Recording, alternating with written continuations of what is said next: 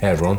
I always love hearing about people making contact with tribes because when you think about it, they're really like a bizarre anomaly of people that have been so distant from civilization for so long. They have their own culture and history and their own tiny cute community. It is rare, but there are cases of these people communicating with these tribes and even more sparse giving them shit, donating them. And with how primitive they are, very basic, there's a whole myriad of stuff you can give to them to make their whole life much easier. You can't give them very normal stuff that they understand naturally, like food or just basic tools, but my favorite recent example is Elon's Musk company, Starlink, going out to some forest in Brazil, like a rainforest, to set up cables and antennas so this tribe, the Muruba tribe, can have internet. Which doesn't sound like that big of an achievement, but when you look at the map from where they are, they're so far away. It really is a miracle how they set up that stuff and went past the issues of being that kind of environment, a rainforest. And I know from the way it started off, it sounds negative, Elon Musk's company is bound to go bad. But to be fair, even though it is owned by him, I feel it should be his own separate thing because they do good stuff as well.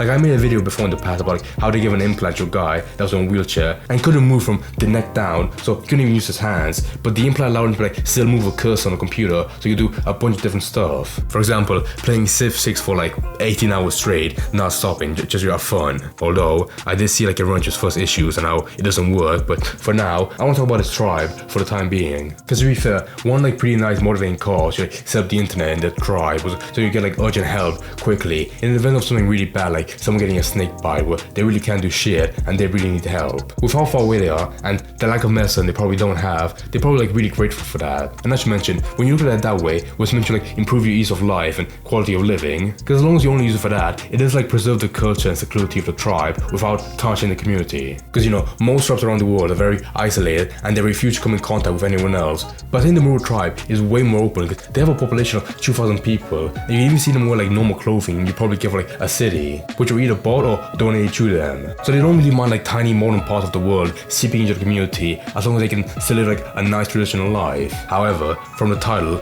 and the way I've structured this video to make it sound very nice and innocent at the beginning, you probably come to the conclusion that over time there have been some negatives. Number one being, it feels like a joke, all the guys watching porn. Whenever you hear a story of a colonizer wanting to take over a tribe, he needs one tiny diplomatic thing to win over their hearts, like horses, clothing, gunpowder. But now the modern equivalent of that is some shitty porn video shot by a couple 5 years ago in a tiny dingy apartment. This part's not as surprising because they are an isolated tribe, but they really look down that kind of stuff, even go to the extreme of more basic stuff like kissing out in the open. And to people like you and me, that sounds very strict, but you have to imagine with a community that tiny, that isolated from society, it does feel the level of what's taboo would get lower to that point. And most likely the guys growing up, they would thought to go against that kind of sexual stuff, but immediately within just a matter of days of the internet being set up by Starlink, they fell right into it immediately. There's probably an adjusting period where they're trying to figure out how to type on a phone or how a search engine works. But the fact that they found porn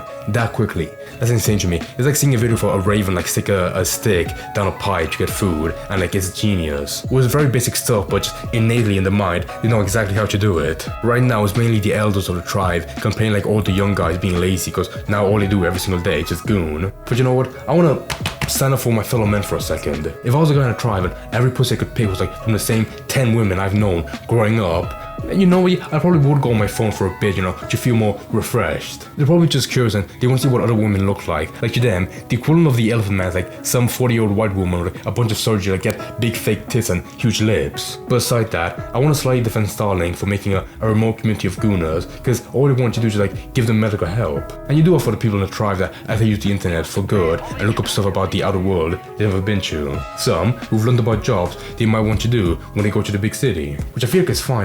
With a population of 2,000 people, you really mind if one or two just leave. There is another concern that the history and culture of the tribe might be lost over time because of how infatuated everyone is about society outside, which I don't see how it's an issue when you have the power to preserve it digitally and share across the world with the internet. And in all honesty, I don't think people would even know about this tribe if it wasn't for the Starlink project, and then more than likely in the future they'll give one guy the job of writing down the history of the tribe so people outside Brazil could learn about it. Plus they build shit as well, so I'm sure they learn good engineering stuff to make better houses or good survival tricks making a fire out of spit, I don't know. But I just think it's funny that kind of stuff that you would think is a joke what actually happened in real life. Because I mean, it makes sense when you think about it. The best gratifying thing that the internet could bring within seconds, quickly, it would be porn. What else? Unfortunately, I think the iron grip of porn has been too strong on the tribe. So now the old people have put a limit like how much time they can spend on the internet, like actual children. 2 hours each morning, 5 hours each evening, and all day Sunday.